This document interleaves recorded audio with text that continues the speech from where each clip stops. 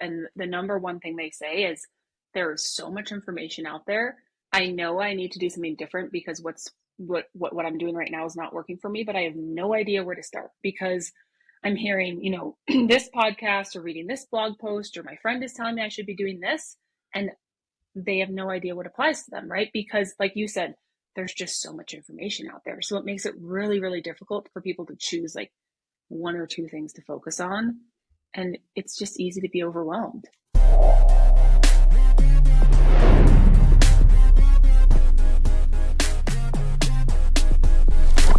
Hey, what's up, everybody? It's Brendan Hauser with EVOQ Bike. We have Uri Carlson from Uriell Nutrition on, where we talked about how do we simplify nutrition for being an endurance athlete. There's so much information out there. How do we carb load? How can you put yourself in a caloric deficit if you need to lose weight and still hit your performance goals? There's a wide range of information that Uri laid out, but really with the mindset of simplifying this and making practical changes that go through your whole journey as an athlete, not a fad that you're going to stick with for 4 months and then go back to what you're doing before. Uri, thank you so much for doing this. And everybody, at the very end of the video, she tells you how to link up with her if you want a free discovery call, if you're not sure what it looks like to work with a dietitian. And there's just a wealth of information in this episode. Thank you so much, everybody. On the training side of things, obviously, if you need a coach, hit us up for coaching. If you need a training plan, hit us up on our website or on Training Peaks. Good luck with your training, racing, and nutrition. Time for the show. Everybody, welcome back to the EVOQ Bike Podcast. Super excited to have Uriell Carlson here from Uriell Nutrition, calling in from Colorado with some roots in Vermont. Uri, thanks so much for taking some time to come on and chat about so many things nutrition. Yeah, thanks for having me. So we started chopping it up on Instagram, and we were talking about what would some topics be that are valuable to so many athletes. And the complication of nutrition came up, and I love this, of trying to simplify nutrition, whether it's for training, whether it's for race day. And we're kind of going to go through a lot of just different topics and scenarios. And I have a bunch of questions that I was curious about for Uri. And if you have other questions, definitely leave them in the comments section. I'll shoot them over to Uri and she can reply back. But let's first talk Uriell Nutrition. That's your company. What is Uriell? Yeah. So that's my nutrition company. It's kind of evolved over the years, the past 10 years of me being a dietitian. It used to be kind of a side hustle where I was like racing my bike and I was coaching, skills clinics for women's skills clinics as a mountain biker, running a junior mountain bike program and doing that on the side. And that was awesome. It was just a lot to have it all happening. So since about 2018, I let go of all my other side gigs and I just focus on my nutrition business. And from there, it's kind of taken off and evolved into what it is now, which is the only thing that I do. I have one other dietitian on my team, and we help athletes know what, when, and how to eat. So we are very focused on helping active people. They don't have to be competitive. They don't have to be, aiming for the podium or anything like that. It's really just a matter of like helping people navigate all the nutrition information out there, figure out how to fit it into their life in a sustainable way that's going to make sense for them to have a lifestyle change rather than, do this for 3 months and then go back to their old ways. And gosh, we get to work with people all over the world, all different types of athletes. And it's amazing because we get to be a part of their lives and be inspired and motivated by them, but also just help them navigate their world and fit in nutrition in a way that's like they're, figuring out how to be able to maintain and feel better doing what they love to do, but also like live their life as well. So it's really fun. I love it.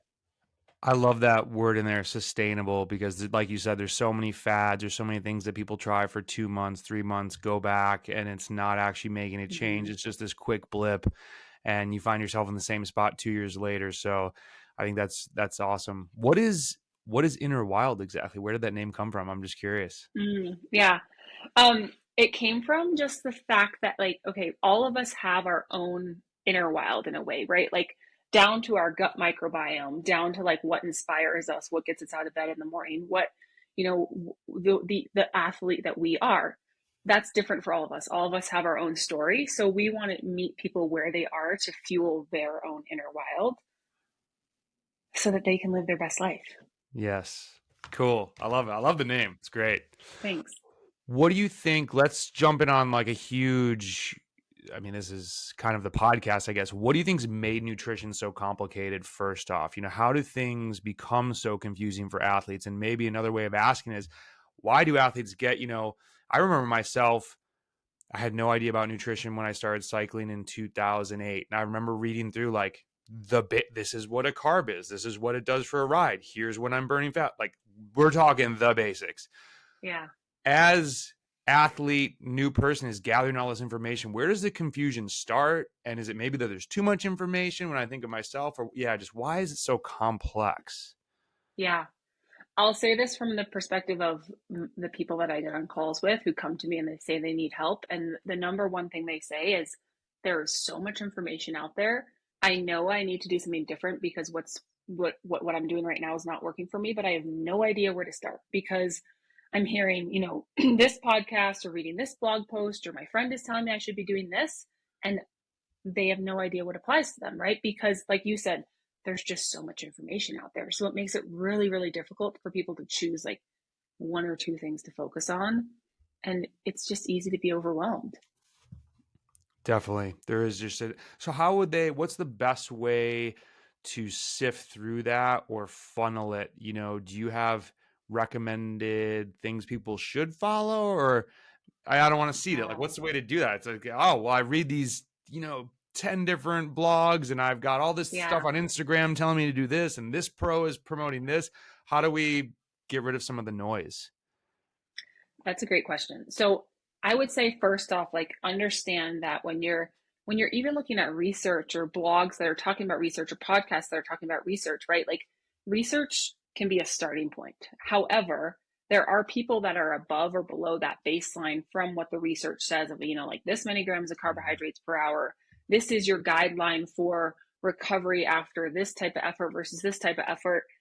That is not the end all be all because we are all different. Like our output is different. So a really good example is like this whole like trend in the 90 to 120 grams of carbohydrates per hour, right? Like this is what all the pros are talking about, the elite athletes are talking about.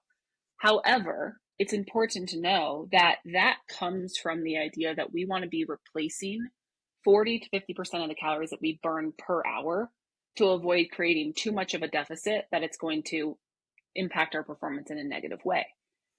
That 40 to 50%, like 120 calories or 120 grams of carbohydrates, comes from the fact that you would be burning over 900 calories per hour, which is on the high end for sure. So we have to think about the context of where this information is coming from and who it applies to.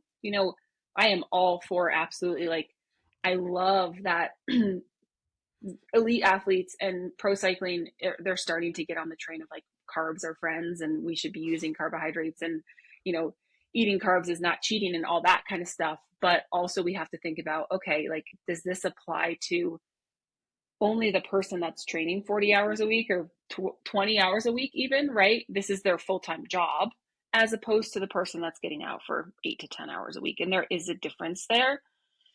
So it's a good starting point for people to hear that information and that kind of stuff. But I also want them to know that, like, hey, even if you just start to increase by like 20 grams of carbohydrates per hour, or just start to think about like making small incremental changes, you are probably going to notice a difference and you don't have to jump from where you're at now to like way up high where everyone, what everyone is talking about. What have you heard as to why some athletes struggle with the execution of this? Meaning, I'm thinking of an athlete right now that the comments are, I screwed up the fueling again, da da da, and we've gone over very basic things. And I remind the athlete, man, this is putting gas in your car. Like you wouldn't get in your car and Mm-hmm. CE and try and drive it. Why? I'm like, and I just ask him like, what is the holdup here in this athlete needs to math out the carbs. Like, do the math. What are you bringing? Yeah. What you're probably going to burn. Why do you think there's a disconnect there for some athletes and that you've talked to? They struggle with actually, they know the plan that you give them, but now they can't put it in action. Yeah. I mean, it's a skill. It's a skill just like being able to go through a technical section on your mountain bike is a skill, or going over, like being a gravel cyclist, anything, any of that is a skill, right? And fueling enough is also a skill, and we need to practice it. Hmm. And it needs to be important enough for us to practice it, right? Variety is key. Having enough things in various parts on your bike, on your body, to make it easy enough for you to fuel when you are in the middle of, a group of cyclists, or in a technical single track or anything like that. Like, that becomes something that you have to practice. And what I always say to people is, hey, would you rather spend a few extra seconds, right, taking the time to fuel right now, even if it means you have to slow down and waste that time? Or would you rather end up bonking or struggling with your performance 30 minutes down the road, and inevitably spending a lot more time pulling yourself out of that hole than if you just took, 30 to 45 seconds to fuel 30 minutes ago? So it's a choice that they have to make also. I love that. I've never really thought about this as a skill and something that we need to develop. And it's definitely, Yes. actually, I do take that back. One of the first things my first coach told me when I was on the trainer, he said, practice grabbing your water bottle without looking at it. I've kind of Yes. forgotten about that until right now. Mm-hmm. And he said, do 20 reps of that. And I thought at the time, this is so stupid. But when I was in the first Cat 5 race, I'm like, oh my God, there's all these people around me. And I could grab my water bottle without thinking about it. It made sense. Yes. Your point about being in the group of cyclists, especially to anyone racing gravel, if you haven't gone to a race, practice this. Our gravel worlds was the first time. We are ripping in the double Mm-hmm. track in the beginning, and I had even the hydration pack, pulling the hose off, putting in my mouth, open it, closing it. I had not practiced that enough. So those are really good points for people to think of before race day so that they can execute. I'm really glad you brought Yeah. that up. So, okay, so the first steps for athletes then are asking, who does this really apply to? Where am I getting this information from? Are these athletes that are like myself? Any other initial steps that we should add in there for athletes to think about before we kind of jump ahead in I mean, simplifying things? yeah, experiment with stuff, right? Hmm. Like, try it, and just because it may not work the first time, or it may not be what you expected the first time, doesn't mean it's off the table too. This comes up a lot with fueling and with hydration. And, like, again, like, experiment with small incremental changes. Typically, people are not fueling enough. They're not fueling adequately enough. So if someone wants to start to kind of see, like, hey, can I figure out if I'm fueling enough, or if I can feel better, which is typically the case, is yes, you can feel better and you can fuel more, unless you're way up there at like the 90 to 120 grams of carbs and you're burning that many calories and that kind of thing. But for the folks that are kind of just starting to get into this is an awesome thing to just test out and add like an extra 20, 30, 40 grams of carbohydrates, and see how you feel, and do that for a few of your similar efforts. And people ask us a lot of, like, should I be doing this in this context, or should I be doing it in this context? I'm like, go out and experiment and see. If you do the same type of workout on a repeating basis because it shows up on your training plan, or that's just your regular loop, right? Like, go out and try it fueled this way or fueled this way, with your old baseline and with like a new strategy. And if you do that a couple times, you're probably going to notice a difference with just small increases. Hydration and electrolyte consumption is, I think, one of the easiest changes that people can make, because it's literally just sipping, fluid. Like, you don't have to get into, should I be eating a real food product? Should I be eating a gel? Should I be eating a gummy? All that kind of stuff. But for the people that are like, they're not getting enough fluid per hour of exercise, right? Like, if they're going out and they're only consuming like a small portion of their 500 ml or even their 750 ml bottle, if they can increase that by like double it, and have some electrolytes in there, because anytime you're sweating, you want to be consuming electrolytes instead of just water. So if they're like, all right, I'm sweating, I'm going to consume double the amount that I was usually consuming, and I'm going to make sure there's electrolytes in there, that's probably going to make a difference.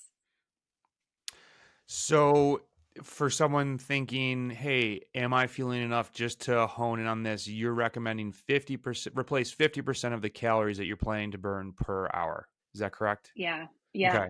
exactly. And I really like that idea of fuel differently on similar rides to see the difference. So if you have your Tuesday night worlds, add the extra 20 grams. And if you're thinking, oh, I can't possibly do another 30 grams, that's like a gel and a half. Do people notice a difference in that? I've always like, Yeah. I think my gut is just able to handle stuff. I can't imagine seeing a difference in if I went from 100 to 120. Like, do people really notice Yeah. that? I mean, it depends on what their baseline is, Okay. right?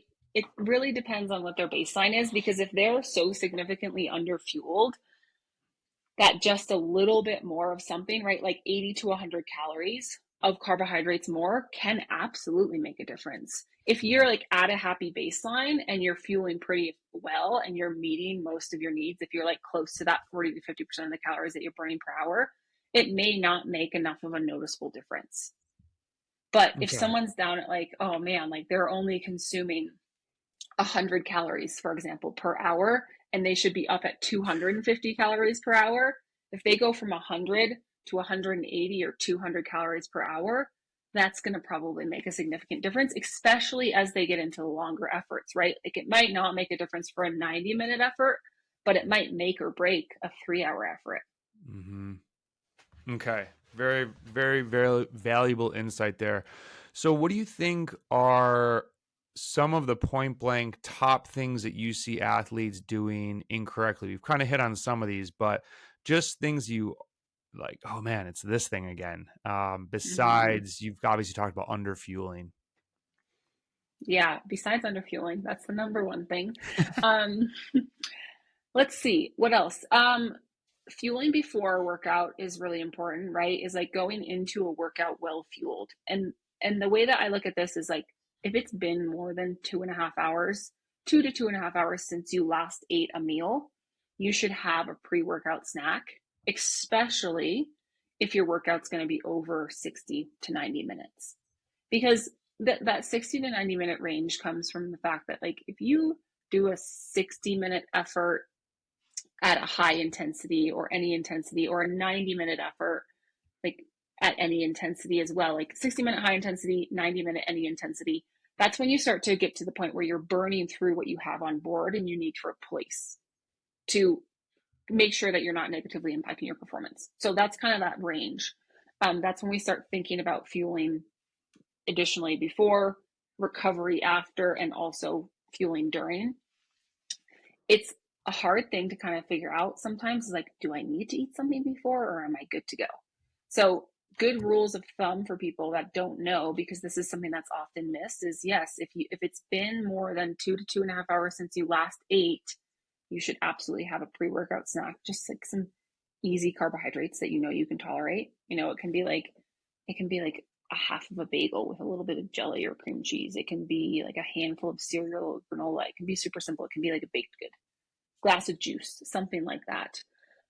So that, and then when we get into this kind of like morning workout thing, right? When you're just waking up, rolling out of bed, getting on the trainer, or going and doing a workout, what people often miss is they just go and do that and they have a cup of coffee and they're good to go. If you fuel before that, go ahead. No, you go ahead. You finish. Okay. If you fuel before that with something super simple, like some of those examples I just gave, especially if your effort is hard, up to 60 minutes or any intensity, 90 minutes or more, you're going to feel better. No questions asked. So, fueling before your efforts is huge. Would another way of saying that of the snack be eat something that you would eat on the bike? You know, like you gave some like Yeah. cereal, or like you probably wouldn't eat it on the bike, obviously, because it would be like hard to manage, but something easily digestible. That's a question I get all the time. Like, Yeah. well, what should this thing be? For me, when I was down in Florida for a little while, we would ride at 5:30 a.m. So I was always, and correct me if you disagree with this, kind of in the camp of get my carbs in, have a little bit more the night before, like have the glycogen Hmm. stores filled, because I don't really like eating solid foods before I ride. But if I Yeah. woke up and I still thought, man, maybe I mean, I am a little like hungry, I would just crush some like maple syrup or something like a gel, Hmm. or like you said, juice, or I kind of went on a little malto kick for a while. Would those be all things that would fit in that category of pre workout snack in your mind? Yeah, and it depends on kind of how much time you have before that pre-workout, right? Like if you're waking up and you have like less than 45 minutes, Mm-hmm. then I'm definitely a great rule of thumb is to think, what could I also tolerate on the bike? Because that's going to be close enough that it's still going to be like, you're still going to be working on digesting that when you get on the bike. If you have 45, 60 or more minutes, then you can start to add in like small amounts of protein, right? Like the bagel with the cream cheese, a little bit of protein, a little bit of fat, or a piece of toast with nut butter, as opposed to a piece of like sourdough toast with jelly or something like that. So it really depends on the time frame that you have before the workout. But basically, the idea is that the closer you get to the start of your workout, the more simple you want your fuel to be. The most simple you can go is simple carbs. The next most simple is complex carbs. And then we start to get into those slower digesting foods like proteins, fats, and fiber, which is what you want to limit, especially in that like 45 minutes or less before the workout. And you made a comment of recovery afterwards. Are you in the, I don't know if I want to say camp, but I feel like, and maybe I'm wrong, I feel like people are a little bit divided on this. You had said, hey, you could get through this 60-minute intense or 90-minute any intensity Mm-hmm. workout with what you have on board. How, and so some athletes think, oh, I don't need to eat anything. But then there is other people that say, but if you do that and you don't eat anything, you're going to hurt your recovery. You're probably going to be a little bit more sore or not as much energy the next day.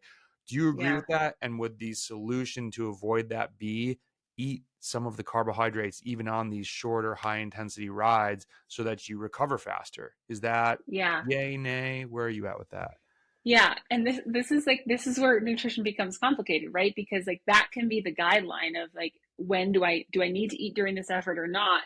I mean, the other details that come into play is like, did you fuel before? Because if you go into that workout fasted, whether it's a 60-minute intensity or a 90-minute any intensity, you probably are going to be better off fueling with something really quick in the last third of that effort to get you through the push of that last third of the Mm-hmm. effort, right?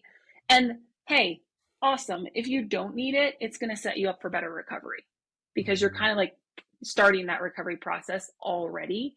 So here's the nuance, right? Depends on if you fueled before. Most of the time, you should be fueling before, no matter what the workout is, because fasted workouts just really aren't they're, there's not much benefit to get from that. And then for recovery, yeah, you want to be getting in something, especially if it's 60 minutes high intensity or more, right? Or 90 minutes at any intensity. This is when you start to think about, I do need to add in an intentional recovery snack, meal, that kind of thing within less than 60 minutes after finishing that effort, ideally less than 45 minutes after finishing that effort. So, what do you hear as to why do athletes not want to fuel when you say, "Hey, Jane, why don't you want to eat during this 60-minute, VO2 workout?" What's mostly the reason? I'm always curious about this. Is it a Yeah. scare? Is it a fear of weight gain? Is it a belief in fasted training? Is it what are some of the things that come up? I think a lot of times it's like, well, I've never done that. Like I've been fine, right? Like Hmm. it's just been kind of like how I operate and how I've always done it. So why do I need to do it now? And then sometimes it can be a fear of weight gain or like too many carbohydrates or something like that. Every single time we have somebody like that and we tell them like just go and test it out, right? Like just have a little bit of something. They're like, wow, I didn't know I could feel so much better during that effort. I had no idea. Right. And then we start to have the conversation. If it is a fear of carbohydrates or weight gain and that kind of thing, all right, the main thing here is the worst time to skimp on your carbohydrate intake and your calorie intake is right before, during, and after your workouts. If you have some sort of goal in terms of reducing your calories, a calorie deficit for weight loss or something like that, we can talk about that for the meals and the snacks and the food intake that's the farthest away from your workout. But if we're doing it around your workouts, it's going to compromise your workouts. And then we're kind of in a lose lose scenario there. That is That's like the mic drop statement, compromising your workouts. And that's a Yeah. great question. I think every athlete can ask themselves, why are you doing this? Are you riding to race and performance? Are you riding Yeah. to lose weight? Go back to your why of what are you after? That's a really Hmm. good point. Okay, so we kind of talked about eating enough and when to fuel before these early rides, some of the takeaways of understanding how does this apply to me as the athlete. Anything else on timing in terms of nutrition and performance? Timing in terms of nutrition and performance. I mean, we could talk about like you mentioned like having a high carbohydrate dinner before and Ooh, like a race or a hard effort, that kind of thing. carb loading and timing. Is there any, Yes. yeah, do you believe in carb loading? I feel like that is, and call me out if I'm wrong. I feel like everyone doesn't believe in this. So I've had athletes that are like, that doesn't Yeah. work for me. Hmm. Where's the nutrition world at on this right now? Yeah. I think this is a great thing to get into because this is also one of those things that's like an easy mistake to make because there's again so much information out there. And the old idea of carb loading, right, which was like, hey, let's just have like a big bowl of pasta the night before and then I'm good to go. That doesn't really apply because it doesn't work for a lot of people because carbohydrates can actually they make you retain water, right? So I'm sure we've all had this experience, right, where we eat a bunch of carbohydrates, whether it's just like a day out and whatever, we're eating more carbohydrates than usual, or we do the carb loading thing, the standard traditional carb loading thing of having an extra serving of pasta the night before. That makes us retain water and it kind of can like make us wake up and feel heavy, bloated, a little bit just kind of like blah, right? So the way that I think about this, which is the same way I think about fueling during an effort, is to slow drip your carbohydrate loading in the days leading up to, or the day leading up to a hard effort or a race or anything like that. So instead of thinking about it for one meal, say for the Friday before a Saturday effort, think about, okay, can I make sure that I'm having a little bit of extra carb for each meal and snack throughout my day on Friday so that I'm kind of like giving my body the opportunity to take this in and deal with it and store it and build up my glycogen stores and top those off and then set me up for the day, right? You're not stuffing yourself. You're not sitting there and being like, oh man, I got to get through this like final 5 bites of pasta because this is all the carbs I need, you know? But instead, you're just kind of like, all right, cool. I'm going to go grab a coffee and like have a muffin this afternoon as my snack instead of having a balanced protein plus carbohydrate plus fiber snack today. And sure, you can have some protein with that too, because that helps to kind of balance blood sugar and like prevent hunger 30 minutes after you eat that snack. That's awesome. You don't want to displace the other calories and the other macronutrients you need, but you can add on carbohydrates on top of that, even in the multiple days before that effort, depending on what the effort is. Perfect. I like that execution of how to manage the carb loading. I think that a couple things that really jumped out that you said of you don't want to be feeling like you're stuffing your face. Yeah. I actually have been, and we'll talk about this, but I've been tracking macros just as an interesting sort of, hey, I haven't done this in a while. Let me see where things are at. What's my overall picture of intake? And I'm on probably like a month into this. And so I was doing a couple races this past weekend that were two like 90-mile days. I think they're both over 4,000 kJs.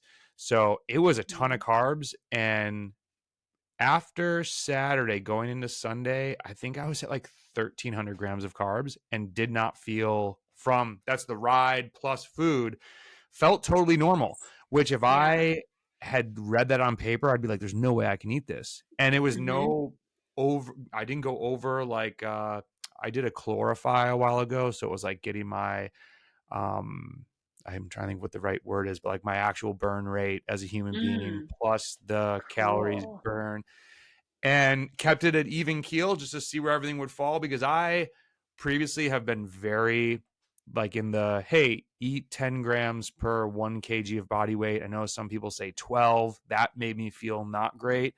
Yeah. One problem I had though was in early spring gravel races, I would retain so much water, I'd have to urinate a ton the morning of the Yeah. event. And if it was a Hmm. gravel race at 6 a.m., I'm an hour Yeah. in and I'm pissing my brains out. And then it's like 30 Right. minutes later, I'm like, dude, they need to stop. I need to piss again. Like it was just, it didn't Hmm. work.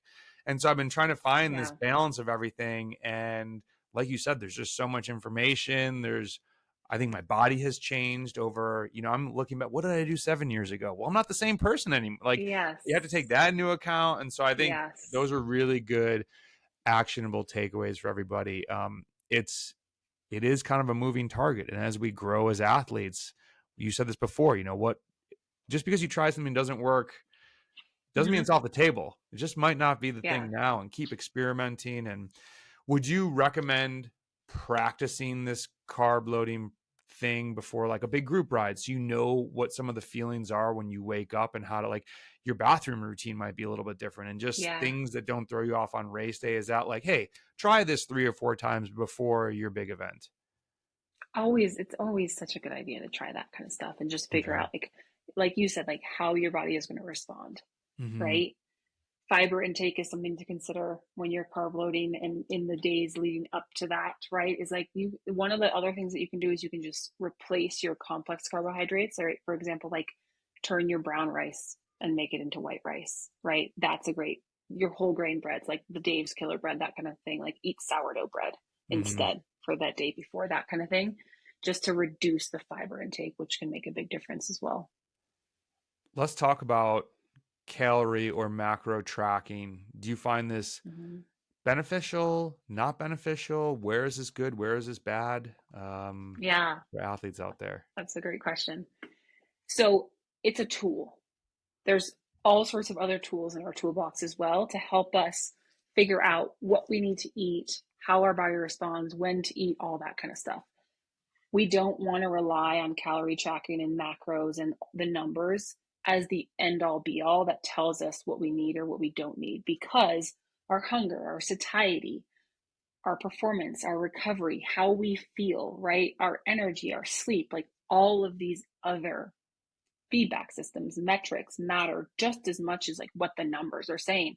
I always tell my clients is like, if the numbers are perfect based on your, basal metabolic rate, your calorie burn, all that kind of stuff, but you still feel like you're struggling in some way or another, that you're either stuffing yourself or you're hungry all the time, or your performance is not quite there where you want it to be, or you're just like, man, I'm still struggling with something, like it doesn't matter what the numbers say. We've got to pay attention to what our body is saying to us and the feedback that our body is giving us. And I never want the numbers to kind of like be the focus for somebody and make them ignore what their body is telling them. That's one of the most important things. Hunger and satiety is a skill. Recognizing hunger and satiety is a skill that a lot of us lose. And we need to train our bodies to be able to recognize that and utilize that.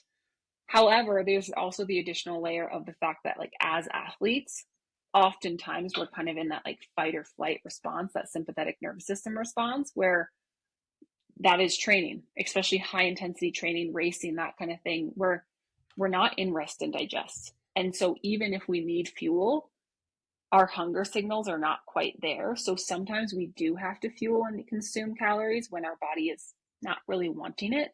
And again, that's another skill to be able to identify when that's the case and to be able to fuel regardless. So there's lots of directions you can go with this, but first and foremost, like logging, all that kind of stuff can be a really great tool to help you identify, like, what are you doing? What does your current baseline look like? Are there some like big tweaks that need to be made right off the bat? Or it's a good way to look at, like, oh yeah, I know why I felt kind of just like flat during that effort. It's because I had way too much protein in the hour leading up to that effort. Or hey, like, holy cow, I thought I was eating enough calories, but I'm way behind, right? Like that's all really good information. But when we look at it, we've got to look at like everything else that's going on with you as just a human being and all the other metrics and the feedback that your body is giving you. I'm really loving this whole idea of nutrition as a skill. Like this is, Yeah. it's a this caloric macro tracking is a tool, but this is a skill in understanding your hunger and your satiety. And that really, it just highlights to me how much of a journey, like endurance training, nutrition Mm-hmm. is. And it's I don't know why that's hitting so well, but it really is. I love that. Yeah. Okay, what are some common misconceptions that you hear? We've kind of hit on some of these, but just other things that jump out that maybe athletes are misunderstanding. That you hear X, Y, and Z sort of preached out there, and it's like, oh, this is like everyone's not getting the message correctly. Maybe not everybody, but people are coming to you with an incorrect message. Does anything jump out when you hear that? Um, I mean, I think so. We've kind of talked about like the 120 grams of carbohydrates per hour, kind of like that trend that's happening right now is like more carbs, more carbs, more carbs, and we have to take the context of the individual and how many calories they're actually burning, what their output is, right? That's a big one.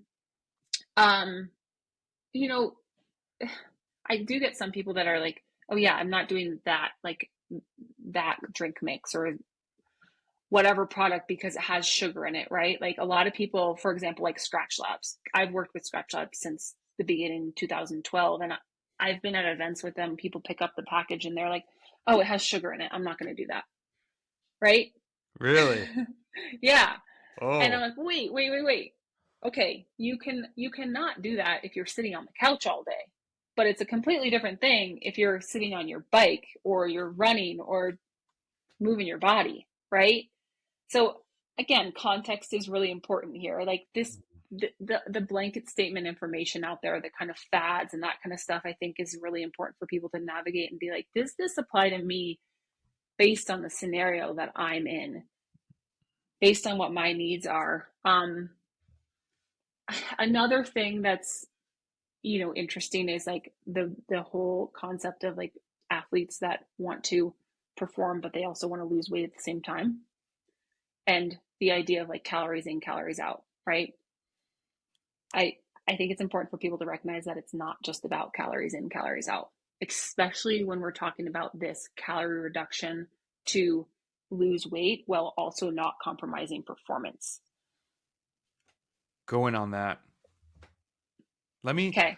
Here's my non-nutritionist thing that I've heard that's always stuck with me is that Mm-hmm. when you start deficiting, that's when the body, and this could be totally wrong, is like the body then creates more body fat or stores things as more body fat because it's like freaked out a little bit. Like, wait, what's going on? We don't have enough Yeah. fuel. And it's this constant deficit, deficit, deficit. If that's true, are people able to hit performance and still lose weight? How would they do that? I feel like it's just such a slippery slope that Yeah. how do people even attack this? Yeah, it is a slippery slope. It's something that becomes very, very specific to the person. Like what I have found is that it really depends on the person's like all their dieting history, what they've done to their body in the past. Like typically I find that people who have been chronic dieters in the past and like gone through these yo-yos of like extreme restrictions to lose weight and then gain it back, and typically you gain a little bit more than you did before because our body is smarter than that, because it's like, Hmm. when is that going to happen again? I want to set myself up a little bit better this time. So Hmm. it's going to gain a little bit more back. Like all these things impact our body's tendency to hold on to weight and our body's ability to let go of weight. Well, the other details that come into play is like thyroid, hormones, stress, cortisol, sleep, inflammation. All of these details come into play that, yes, the calories matter, but also all of those other details matter. So when we're talking about calorie deficits, like, yes, you do have to be in a calorie deficit to lose weight, but one of the worst things that you can do is try to be in a calorie deficit, kind of like I was saying before, like during or right around your workouts, because then that's when your body says, holy cow, they're placing this stress on me, because exercise is a stress. It's a chosen stress, luckily, right? Like we can control it for the most part because we get to choose to go out and do these workouts and what intensity we're doing and that kind of thing. But it's up to us to then decide if we want to make it a negative stress or a positive stress, a good thing that's going to allow us to adapt. It's going to be a negative stress if we're trying to be in a calorie deficit and we're not trying to fuel, we're not fueling adequately and we're not recovering adequately because we're saying, awesome, I just burned a bunch of calories. I'm going to try to keep that deficit going and then not recover from my effort or not fuel adequately from my effort. It's a completely different experience for your body if you go out and you put that stress on your body and you fuel adequately for it and you say, hey, I've got you. Like we can get stronger after this effort because I'm going to give you the nutrition you need to break things down and then build things up and get a little bit stronger and a little bit stronger and a little bit stronger. We get stronger when we recover, as you know, I'm sure, Brendan, right? Like we don't get stronger when we're out there training. We get stronger when we're resting and recovering. And it's up to us to give our body the fuel and the calories and the nutrition it needs to get stronger. If we don't do that, we're not getting stronger. We're just setting ourselves up in a hole. So when we talk about this whole calorie deficit thing, we've got to be really intentional with when it happens. And it needs to happen if you want it to happen without negatively impacting performance outside of performance. And I was just talking with a client about this the other day. Typically what that looks like is like it's not going to be the same blanket statement calorie goal or calorie reduction every single day because you may not have the opportunity to skimp on any calories on a long weekend effort or hard effort. But hey, if you have a recovery pace effort, like no more than zone 2, or if you're taking an off day, then you may have the opportunity to skimp on some of those meals and snacks and the calories. So it really is just like one of the biggest things here is that we have to think about the context of it all. And like I find myself saying all the time, like, well, it depends, it depends, it depends. And like all these questions that people are asking me because there's all this information out there, right? That's like blanket statement information, but then it depends on the day, it depends on the person, it depends on their training load for that day, all that kind of stuff. There's so much in there, and I think that Yeah. it depends is like when you said, well, maybe even on like a recovery day you could skimp a little bit, or if you just had, correct me if I'm wrong, if you just had 3 banger days, like you probably need to fuel on that recovery day because you just broke yourself down, and Yes. this is, as you said, this is when you're coming back stronger. Like Mm-hmm. there's so many it depends in there, and it could, I feel like it could be an entire semester on what you said. If it's not calories in, calories out, like think about the hormones, the thyroid, Yeah. everything that's going on in our body. It's so complicated. uh, Yeah. yeah, that's I think a huge takeaway. It's not just in and out. Have to look at your body as the whole living organism that's trying Mm-hmm. to adapt to this stimulus that we're putting on ourselves in training. We definitely make losing weight harder because we are trying to be high performing athletes. So it's Yeah. really good thing for people to remember. What And about, one of the things go I'll ahead. say really quick with that is that typically when people have like when we make sure that they're meeting their needs when they need it, right? When their body can get into this place where it's like, oh, awesome, I'm getting what I need when I need it. So I can burn these calories as fuel and I'm not worried about if I'm going to get what I need and trying to store it. Weight loss and body composition changes kind of become this like secondary result without even really trying. Love it. Yeah. Yeah, there's so many things in, nutrition is such a dense topic. Yes. Let's talk about the mental side of eating. And, this might not be for everybody, but this will definitely be for somebody out there. Our relationship with food. Some people might have a food anxiety, as we talked about before, of gaining weight. Maybe Mm-hmm. someone starts tracking, and then it becomes this obsession. You've got to weigh everything. You freak out if you're at a restaurant. You don't know exactly what's in this food. Yeah. How do we become an athlete develops more of, as you use the word, sustainable and healthy mindset towards this, where, hey, I want to dial in my nutrition. I don't want this to take over my life. Yeah, that's such a great question, and I really appreciate that because it's never just about the calories in the food.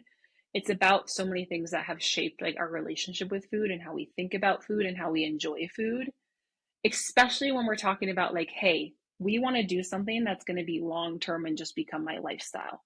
So, it's so many conversations with people about like what kind of world did you grow up in, right? Did you grow up in a world where your parents were constantly like, I have so many people who are like, I was on Weight Watchers when I was 12 years old, Mm. right? Or my family was like always talking about my weight, or all these things that like, it was like always a bad thing if we had whatever X, Y, and Z, right? Like that kind of stuff follows us, and that kind of stuff impacts our ability to utilize food and our relationship with food as we get older.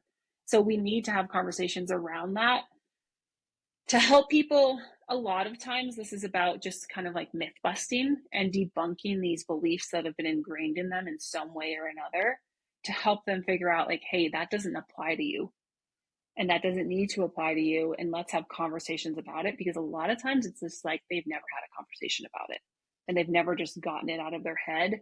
And once we start to talk through that kind of stuff, it's like, oh, okay, like I can look at it from this perspective instead. I can start to kind of like rewire my brain and the way I think about this. And like we can talk about the science of like why the carbohydrates matter, and like why it's okay to eat gummy bears even if they have, like ingredients that your family would never allow in your house at other like at points in your life, that kind of stuff. So the mindset and the mental side of this and the relationship with that, with food side of this, is just, I could talk about this for an entire episode, honestly. Another So podcast.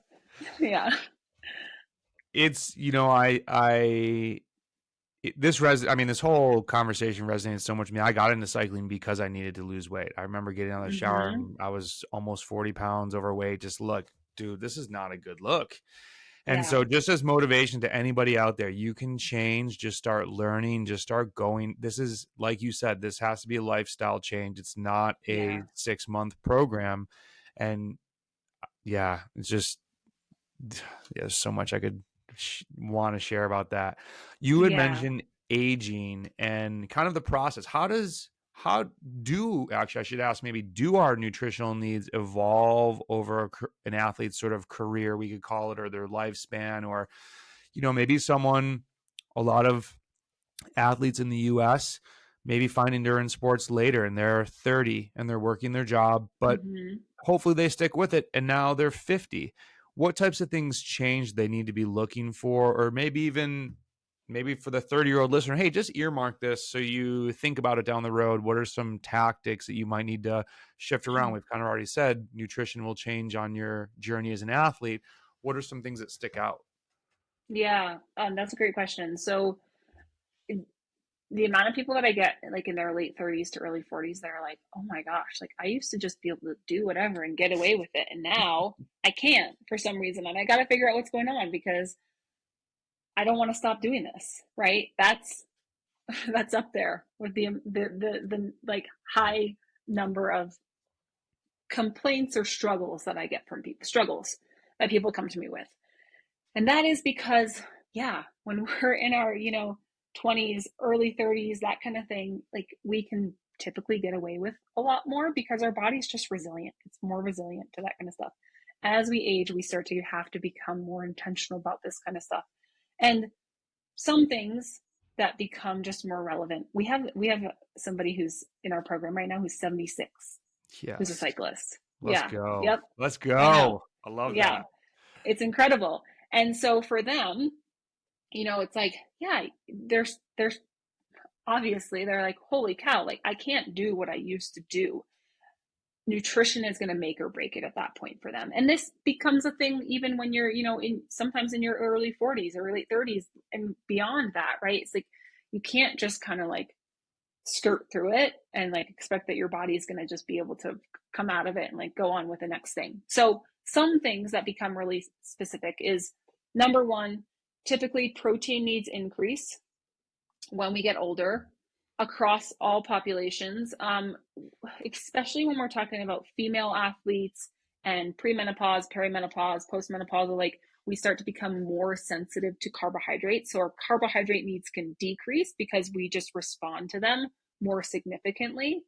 And then our protein needs can definitely increase. So there's a ratio that changes there.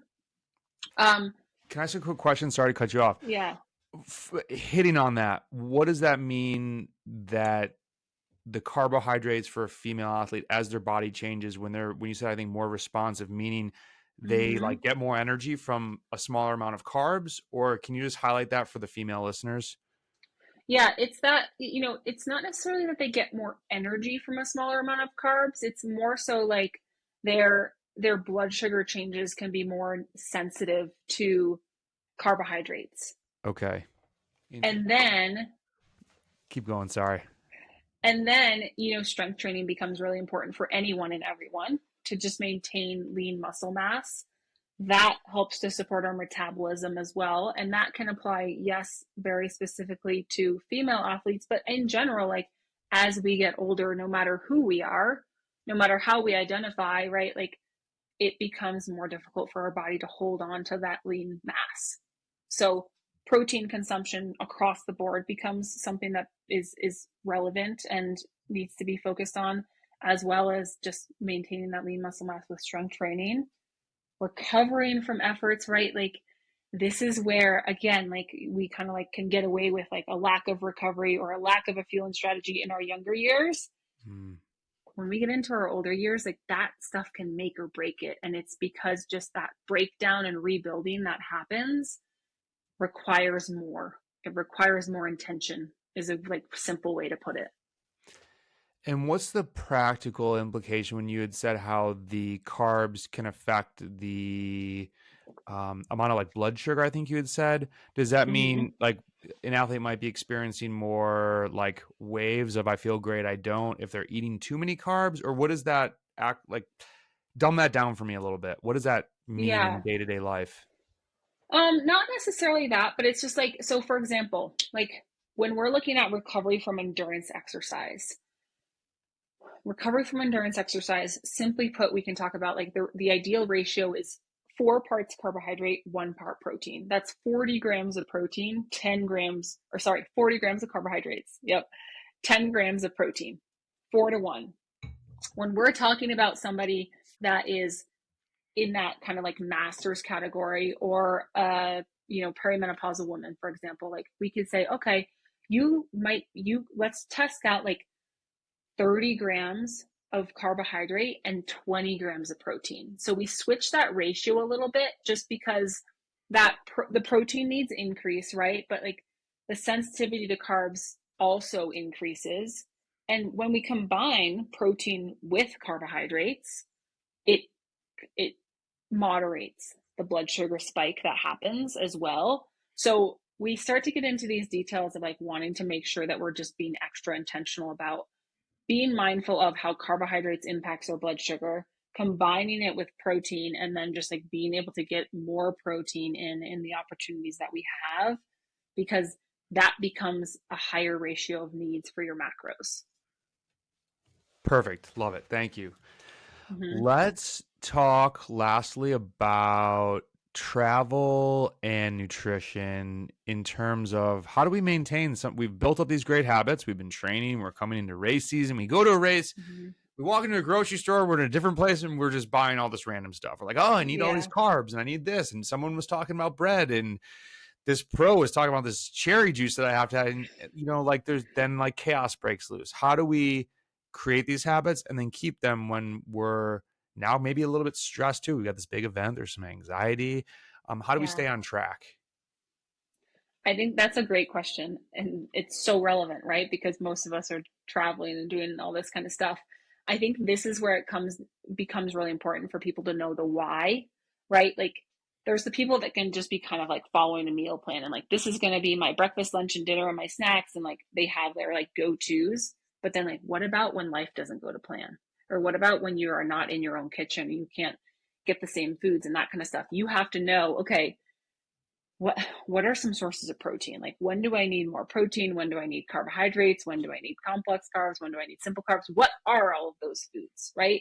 So having the knowledge and the why is a huge component of when we're working with our clients. Like we don't want to just tell you what to do. We want to tell you why you're doing it so that then you can go and make those informed decisions when a bunch of food choices are in front of you that we haven't even planned for, Hmm. you know? So that's first and foremost. Um, I think there's a really important factor here of like eating what you want to eat. And this comes down to like what you're going to be excited to eat on the bike, right? Because it's much more likely that if you're excited to eat something on the bike, you're going to actually meet your carbohydrate goals per hour as opposed to being like, oh God, I got to get in another, 50 grams of carbohydrates, but all I have is this gel and I would much rather have a cookie right now, right? So that's we could talk about that probably. That's another. I'm kind of going like off on a tangent there with No, that. tangents are always welcome. Well, I like that because I think that if anyone, and not to poo poo on gels, but if you're out there and you do not like gels, there are a lot of other options out there. I haven't eaten a Yes. true gel in the longest time because I can't stand gels. When I started cycling, that's Yes. all there really was. There was some bar. Shout out to the old Power Bar smoothie. There was that, and there was like on race day there were gels, and just the thought of that taste. No offense to Goo Yeah. Energy, ugh. I'm Yeah. a maple syrup guy. It's too sweet for other people, but I do long rides and I can bring so many carbs in this little flask. And then yeah, it's like treats that I'm like, ooh, I can't wait to eat this. I had a bag of Skittles at this road Exactly. race because I knew I would eat them at hour 3, just ready to go. Exactly. Yep. Actually, there was one more topic of how do we keep this? How do we not break the bank? Because now there's all these brands Mm. that you need to spend $900 a week on all the right nutrition or you're going to fail as an athlete. How do we Yeah. eat well for performance without going crazy? And also, another cost is I think we talked about on Instagram, the time. Okay, now I got to meal prep everything. I got to be cooked. Hmm. You can't always do all that. Maybe this is the last question. How do we simplify all this and not go broke? Yeah.